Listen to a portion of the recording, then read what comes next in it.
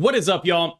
I'm KMBest. I have spent the last week tooling around in the top 15 on Infinite Ladder. Let's take a look at the best decks in Marvel Snap. My pick for the best deck in Marvel Snap is, of course, Loki, and this should come as no surprise to anyone who's watched this channel for an extended period of time or dropped in on Twitch to catch one of my live streams. I would like to note that I do think that I tend to approach these sort of decisions from the perspective of a high-level competitive gamer. Like I said, I am in the top 15 currently. That means I need to play something that's going to win a lot, do well in terms of cubes in order to maintain my rank. And it also means that I'm going to be playing against mostly better people than most people watching this video are going to be playing against. There are, of course, some notable exceptions. I know there are people watching this video who are ranked just as high as me, if not higher. But this brings me to the crux of what I wanted to talk about with Loki, which is that it is a deck that scales with your metagame knowledge and also with your knowledge of how to pilot the deck. I like to think of it as a deck that has three game plans. The first game plan is to be unfair with Loki. The second game plan is Angela Kitty stuff. And the third game plan is Coulson, Quinjet, random generation, cheap stats. Usually the second and third game plan supplement themselves in games where you don't have Loki. Now, the reason I bring this up is because a lot of people get those game plans confused. You shouldn't always play out your Kitty and your Loki. There are situations where you're going to want to turn that Kitty into one of their cards. You shouldn't always play out your Quinjet. Your Quinjet, in fact, is most valuable as one of their cards in a Loki mirror, because what matters in the Loki mirror is getting a better Loki, and the more cards you have in hand, the better your odds are to do that. There are matchups, on the other hand, where Quinjet is incredibly important. Against High Evolutionary, what you're really looking to do is play Loki on turn 4, and then use your turn 5 to play as many of their cards as possible. That double discount can mean that you can play a 4-cost Hulk and a 1-cost Cyclops alongside several 0-cost Nebulas and Sunspots and Misty Knights. That's a matchup where Quinjet in Loki is very, very important. And what I'm doing here is I'm trying to illustrate just how modal the deck is. There are a bunch of different things you can do in different matchups, different contexts, once you understand what your opponent is playing. Another example, you're playing against Cerebro 3. You know, when you see any indicator of Cerebro 3, like a Magic Sentinel deck, you should be thinking, all right, this is not a game I want to be Lokiing in a lot of the time, unless, of course, you see a Ravana Renslayer, in which case you're thinking, okay, they're probably playing Iron Man, maybe I do want to be Lokiing a little bit more than against another build of Cerebro 3. That is, like, there's so much that goes into a deck like this and piloting it properly. And that is the main culprit, I think, of why it seems to have low stat numbers on the tracker. So here's another, just something to think about, right? A lot of the trackers are saying, all right, this is like not the best deck ever. Marvel Snap even themselves said the numbers were not hyper problematic, which I don't know what their definition of hyper problematic is, but I see a lot of comments on Reddit, on YouTube, on Twitter, where people are saying, why do people think Loki is broken? Just go look at the numbers on Untapped. And I think that in response to those comments, I would say you can do a lot of things with numbers, but you need to have a more coherent argument than just that. So here is my case for why Loki is actually broken, and those numbers don't make sense. Here is a screenshot from untapped.gg, one of the major stat trackers. What I did was I looked for decks that are being played at rank 100 plus, so in Infinite, with a collection level of 2,000 plus, so good collection level here. It's not like these are just cool one decks or anything like that. What we see is that the top two decks in terms of win rate are both Agatha Harkness decks. Now, if you see this, do you think, wow, Agatha is so OP, or do you think, there might be something going on with those numbers? In terms of Loki, my fundamental case for him is he is a 3/5 that often lets you do what your opponent is trying to do cheaper and better, while also giving you somewhere between 5 to 7 extra power on the collector. The other issue that he has is that he goes in what was already, I consider, a pretty compelling shell. I did videos on sort of Angela Kitty Dino decks before Loki even came out. It was in tier 2 on my tier list before it even came out. It's not a deck that is a one-track mind Loki deck. It is a deck that can do a ton of different stuff. Finally, I would argue that my experience at the top of ladder does tell you something about how the deck scales with play skill. In my time playing Loki, my worst performing Loki list had a 55% win rate. My best performing non-Loki list had a 58% win rate. Every other non-Loki list that I played was 50% or worse in High Infinite. I have been in High Infinite the entire season. I have been playing all of these decks. I have been trying all of these things, and I have not found any of them to work against a sufficiently skilled Loki player. Finally, I took a look at Snap.fan's numbers for individual cards, and I found that Loki actually had the highest win rate of any card with more than 200 plays in Infinite this season when drawn. Meaning, in any deck that plays Loki, it is the best possible card to draw by any number more than any other card in any other deck in the entire game. In addition, played win rate for Loki is also pretty ridiculous.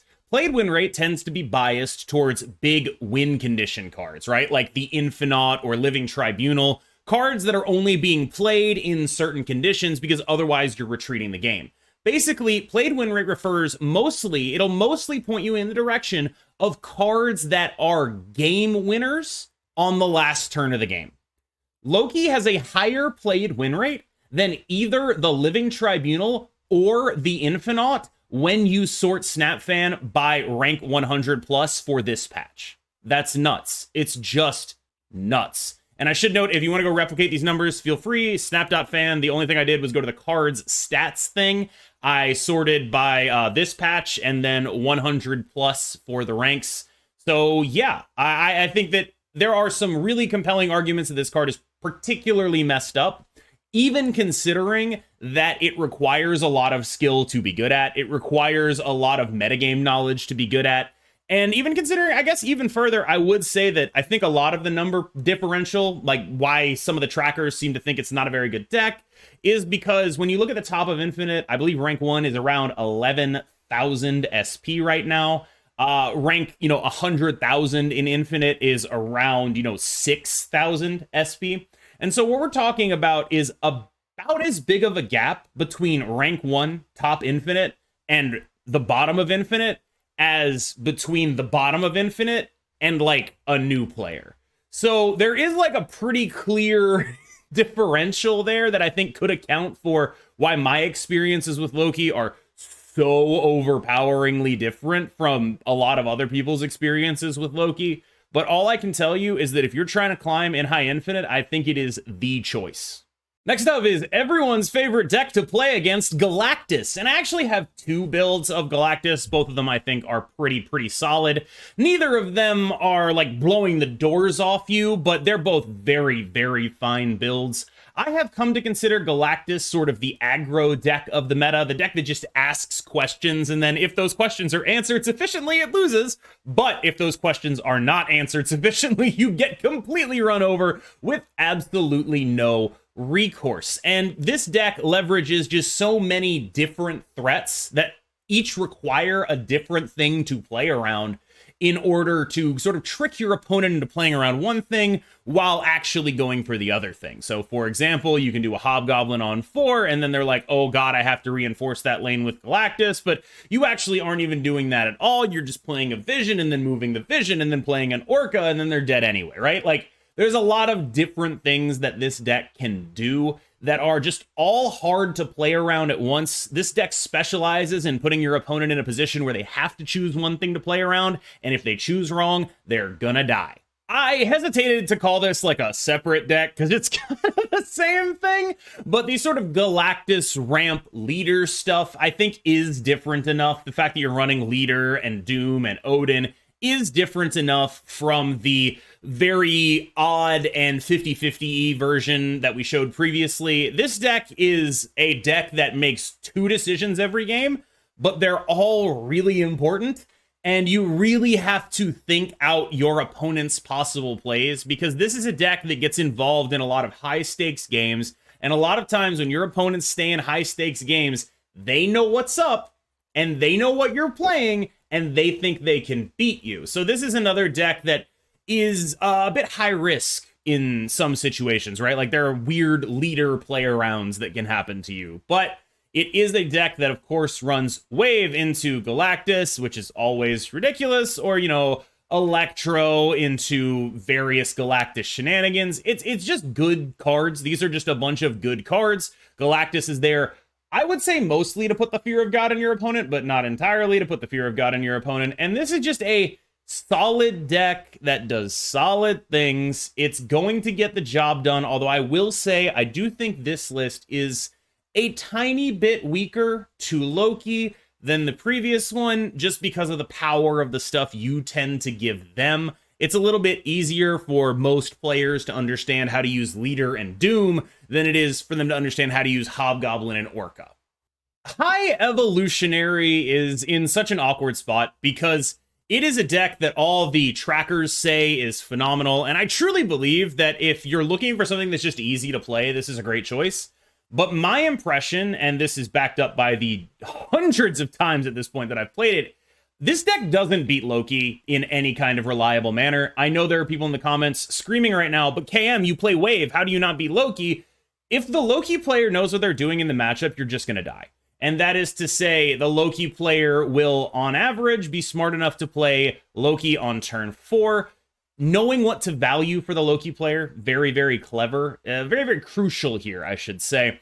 Because again, this is a matchup where you have to play it a little bit differently than other matchups if you're the Loki player. So if you notice your opponent's not doing this, you can sort of get a read on what level they're playing on. But like, Quinjets are cards you're going to want to be seeing as the Loki player. Loki has to come out on 4 because the High Evolutionary deck is so dedicated to the Wave game plan. High Evolutionary is so built to be a Wave deck with all the skipping you do, Cyclops and Misty Knight and Sunspot. It's just often their best play on pure points, and they don't really have any other like jukes in that, right? So you almost always have to Loki on 4 and then play a bunch of stuff into the high Evo Wave, and then you probably beat them. And that's the main issue that Evo Wave has in the matchup, which is it's on your opponent. You don't actually know if you're going to get Loki'd on 4. You don't know that. But if you get Loki'd on 4 and you're like, I'm going to wave him and get him with Wave, don't do that. Leave. Like, you get Loki'd on 4 and they snap you, get out of there, right? So that's my impression of this matchup, is that it's not good for the high Evo player unless the Loki player like straight up does not know how to approach it. But there are probably a lot of Loki players that straight up do not know how to approach this matchup. If you can catch them playing Loki on 5, you can absolutely surprise them. You can absolutely get them with this. And I think the other thing this deck does well is it is a Remora to Loki. So what Loki does is attracts a bunch of people trying to hard counter it with varying levels of success. And High Evolutionary tends to just eat that stuff alive. High Evo is like the you must be this tall to ride of the metagame. If you can't beat High Evo, you can't exist. It is there to tell everyone, like, look, this is the bar. You have to be bare minimum good enough to beat me. And that's like a solid choice. It's a solid gatekeeper deck right now. It's not something I'd be wanting to play very regularly, but it is something that, like, in the hands of a good player, can force a lot of 50-50s into Loki and can really beat up on other decks. Next up is a deck that I consider one of the only true counters to Loki. Cerebro 3 is extremely good into Loki, and this build is extremely targeted at Loki. The one experimental thing I'm trying out here is I'm trying a Snow Guard as a replacement for Scarlet Witch, because Cerebro 3 tends to struggle with bodies some of the time, so having a card that just puts bodies into your hand is good. And also, Snow Guard is a completely valid target for a Valkyrie lane. And so you end up in a position where, you know, you lose a little bit of the surprise value with the Scarlet Witch, but you still have the magic into like Snow Guard Hawk Juke if you want it. You end up with a lot of control over various locations. I am not 100% sold on this because you end up losing a decent amount of games to like locations you cannot turn off. It's just something I wanted to try. You could also try cutting other cards for the Snow Guard. Again, it's just something I wanted to try. I've played it very limitedly. I don't think this is the definitive Cerebro 3 list. What I really wanted to talk about was the Cerebro 3 position in the metagame, which is it actually does beat Loki. It's just not very good into anything else, and it requires a lot of skill in order to be good. I know What Am I has been playing a build with Iron Man and Ravonna Renslayer in it. That seems okay to me. I'm actually most excited for something like Mobius M. Mobius in this, because then it'll be a deck with just a ton of control tools, and that's something that really is reasonable, I think. That is like something I'm actually excited to play. Right now, I think it's fine, right? I think it's like okay. Okay to good, I would say, but it's not something I would want to play because of how much splash damage it takes from stuff like High Evo existing, which is just a very tough matchup for you to navigate reasonably, given the cards that they tend to play and the fact that they are able to shut down your late game plays. It's also just the kind of deck that falls apart when it doesn't draw its own cards. Like, you really need to actually draw Cerebro, and you're not going to do that every game. So if you're not built for that, understand that this deck might not be for you. This is my current build of Shuri, but if you told me you wanted to drop America Chavez for Eliath, I would believe you. I think I'm kind of in on Shuri Eliath just because A, it's a situation where nobody is going to expect the Eliath to actually come out, and B, it's a deck that is very good at getting ahead in one lane and being plausible in another. It is a very good deck at playing for priority just by like doing like, you know, 0 Ebony Maw and then Shuri Red Skull and then you slam an Eliath, and if that Shuri Red Skull was big enough, you're good to go, right? I don't think it's necessary, but I do think it's a pretty compelling and fun addition to the list and definitely something that's worth investigating. Shuri is a deck that has an okay matchup into Loki. Like, it's not the same as High Evo, where if the Loki player knows what they're doing, they're just going to run you over, and if the Loki player doesn't know what they're doing, you can actually beat them. It's a little bit more contextual because a lot of it's going to honestly be dependent on the other cards they have. Like, the Loki player will want to focus on winning the lane that you Shuri, or, you know, Cosmoing your Shuri. A lot of the ways that I approach the matchup as the Loki player, I would say that Vision is actually a lot scarier for me as a Loki player than Red Skull is, because Red Skull, I know what I have to do. I know my win conditions. I'm either going to win or I'm going to lose. I can leave or stay reasonably. Vision, that's just not true, right? Red Skull, I can do math. I can be like, okay, well, that's the max power in there unless they do something ridiculous. So all I need to do is beat what's in that lane plus maybe a 0. And then, you know, just throw one other lane to the Taskmaster, just be ahead enough in the other two to be okay. And Loki is actually very good at doing that. Another thing that Shuri does have the advantage over is the wave decks. Now, the wave decks don't run a lot of interaction, and they do run, you know, wave, right? Their whole plan is, aha, I'm going to make you play only one card on the final turn of the game, and Shuri is, you know, naturally very okay with doing that. That said, those decks, depending on how the size of the Hulk, can actually attempt to target a flipped Red Skull lane. It's another one of those situations where Red Skull's power is very high, but the way to beat Shuri has been, and always probably will be, beating the lane the big guy is in, because they're not really good at going across 3 lanes. And once you beat the lane the big guy is in, you're probably going to win at least one of the other 2, because there's a Taskmaster in one and then basically nothing in the other. Move mid-range is around. I have no issues with this. It just has the same issues that High Evo does with Loki, which is that if they know enough to know that you're probably playing wave, they also know enough to Loki on 4. And when they Loki on 4, it's actually, it's worse than it is for High Evo, because what they're going to do when they Loki on 4 is get like a Kraven for 1, a Silk for 1, a Jeff for 1, and a Spider-Man for 2 on turn 5. And it's just going to be like, oh my God, why am I even playing wave? Why do I even do this, right? Like, they get a bunch of really good stuff for cheaper than you do. And like, that's sort of this sort of is the matchup that I consider sort of the microcosm of like why Loki is kind of an issue, where it's like, all right, I've got a game plan. I'm going to put a bunch of efficient stats on the board and then get ahead and then play a wave. And then Loki is like, I've got a game plan. I'm going to do just as efficient stats in the early game. And then I'm going to take your stats, and my turn 5 is going to be your entire game. All those cards that you spent 4 turns playing, I'm playing them all in 1 turn, actually. And I also got all the other stats. Loki's a 3/5, Collector is however big. Even if they don't have Collector, there's like a decent sized Angela or something. There's a Coulson, who knows? It's tough to beat that. It's really tough to beat that. That said, I really like this deck. In another metagame, it could be the best deck in the game. It's just, it's got a major predator right now, and there's not really a way around that. A final note on Vision here. I know it's like, why are you playing Vision? We're going to wave or whatever. So Vision is there to make your Alliance setups a little bit easier to execute, right? You can use Vision to pinpoint lanes and move your power around. I find him to be a pretty solid, just like, suddenly I can find the lethal here with Vision, as opposed to several other cards. If you wanted to play Legion, I would obviously not object to that. Legion's an amazing card. Finally, the Brood list that I played in a recent video. This is the list when I said I had one list that was like a non-Loki deck that was above 50% win rate in high infinite. This was the list, and it is quite solid. I have really enjoyed it. It is a solid deck. It runs into a lot of the same issues as the move deck, but by getting rid of Wave, by just saying like, look, man, we know you're smart enough to Loki us on 4. We're not going to bother waving. You still have like kind of a bad Loki matchup, but at least you're not like full coping, right? At least you're not like, this will surely work, and then getting absolutely rolled when Loki's you on turn 4 and then plays like Forge, Brood, whatever on turn 5, and you're just like, I die.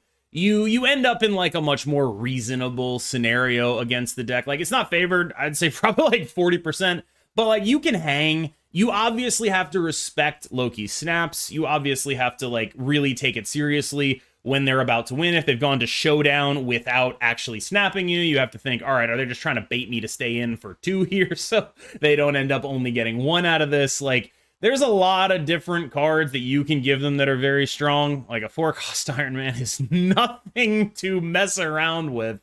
And you can give them a lot of really decent stuff. It is a little bit harder for them to use your stuff here than it is in the move deck, because your stuff tends to be so expansive in terms of board space, and Loki tends to get a little clogged on board space anyway, because they just have so much shit.